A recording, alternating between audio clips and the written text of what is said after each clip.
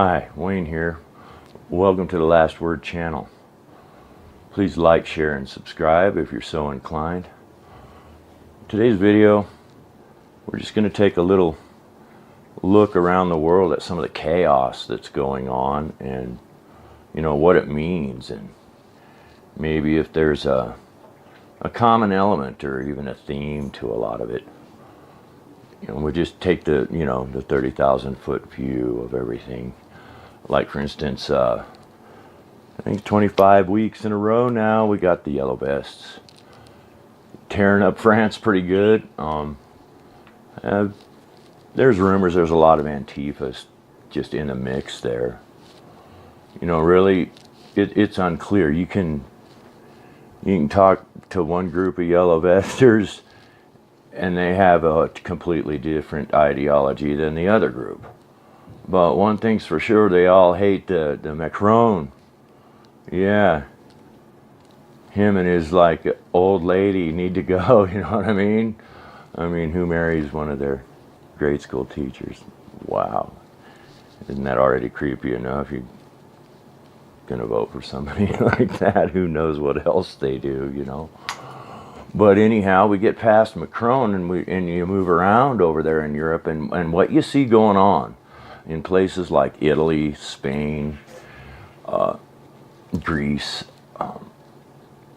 even Germany. You're seeing this national populism growing. Basically, Trumpian Trumpism type of politicians are springing up all over the world, and they're winning. They're winning big. There's even one down there, I believe, in Brazil, that's coming up, but they'll probably murder him. Put that in a different story, right? But all over Europe, there are protests going on. They're just not being reported. These are not just movements in the political spectrum and polling or some other party is starting to. These are movements of people demanding the changes. And they're demanding this.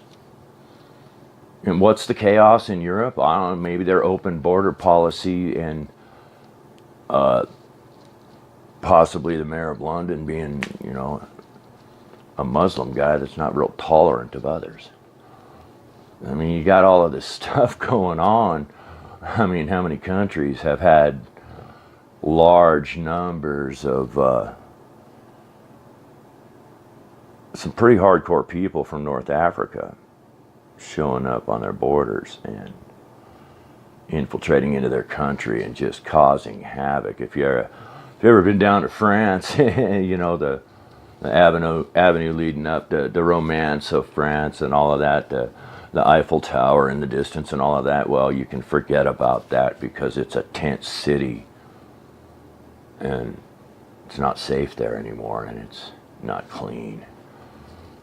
So there's that. Europe is in chaos, and maybe it's a good kind of chaos. It looks like it's chaos because there's a push towards freedom and nationalism, and they want to get rid of this EU centralized government telling everybody what to do, making the rich countries support the poor countries, that kind of stuff. People are sick of it. They don't want it anymore. What causes the rise of nationalism is the failure of socialism. They run out of everybody else's money. People start getting pissed off that, they're taking all the money and they're not giving anything back to the people. And that's what socialism does with governments. It creates such corruption because they have so much control. Socialism is just, equal opportunity poverty. That's all you get. Poverty. There's never been a rich socialist country. They have to participate in some way in capitalism and producing something to become a rich country. That's just how it is. And that's what's creating the chaos in Europe.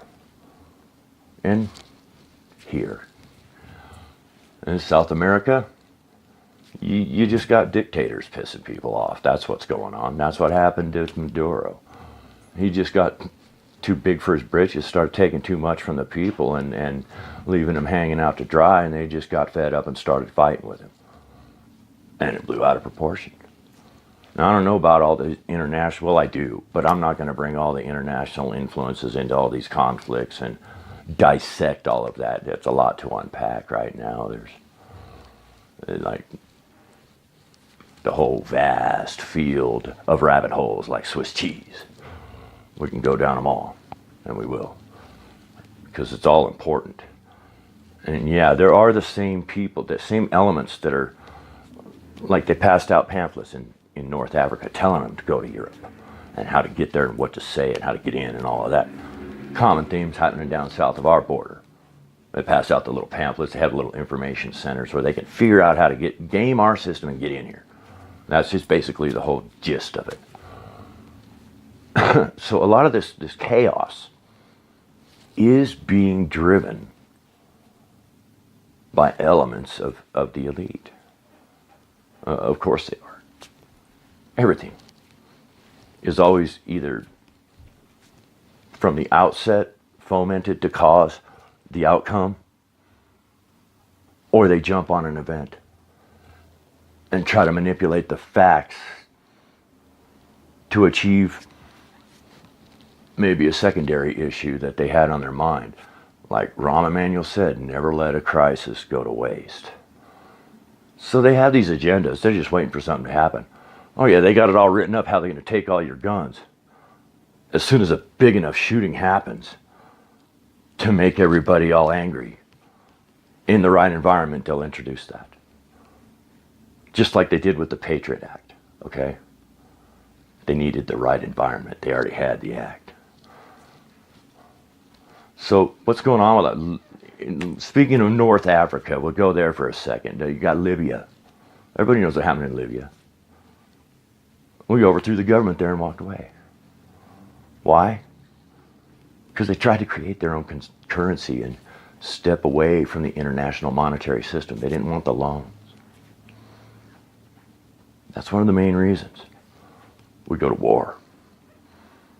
It's to force people into the international banking system. That's one of the main reasons. It's one of the main reasons people foment this chaos and try to bring countries to their knees. I guess with Ecuador, it was easy. You give us Julian Assange, we'll give you a giant loan. That's how that worked. So, people of Ecuador ain't happy about that. So anyway, I just wanted to, go do a 30,000 foot flight around the world. There's other stuff I know, the stuff down in New Zealand with that shooting. That's just an incident, not a place full of chaos like, most of South America and a lot of Europe. There's a lot of chaos, and, other places, most of the West, we do have a good level of prosperity. We're rolling pretty good here in America. I mean, we're not doing bad. There's doom and gloom on the horizon, like everybody always says. Oh no, better build a bunker, better save up some gold. They're always saying that. So, my opinion, I don't think there's a huge imminent global catastrophe fixing to happen because of politics or war or anything like that. I think a lot of it's posturing, and a lot of it is just resettling some old issues regarding the balance of power on this planet. So I wouldn't really sweat it too much. I think we're doing good, and I think we're gonna see things start to look a little brighter. There is light at the end of the tunnel. It's not the end of the world. We haven't gone over the point of no return here. A lot of things can be calmed down and settled down and straightened out without a massive apocalyptic event having to take place. Yes, there's always that possibility of a global reset, the entire global economy collapsing. That's a whole different rabbit hole over there. That's a real threat, There's probably a real threat from outer space that we don't know about. Who knows? I mean, you just got to live your life, right? And to me, I don't feel a whole lot of danger, a whole lot of threat being imminent. I just see a lot of shenanigans going on and a big clown show. It's like the whole world's been a circus lately. Everywhere you look, it's just a joke, you know. The amazing garbage disposal. What's going on? How are these people? What the hell? Spartacus, what? Fool. It's crazy. I mean, just sit back and watch.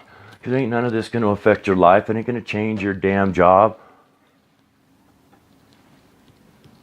So I think this global chaos isn't quite so global. It's more of a show. At least for Americans and most people in the West. It's just a mess.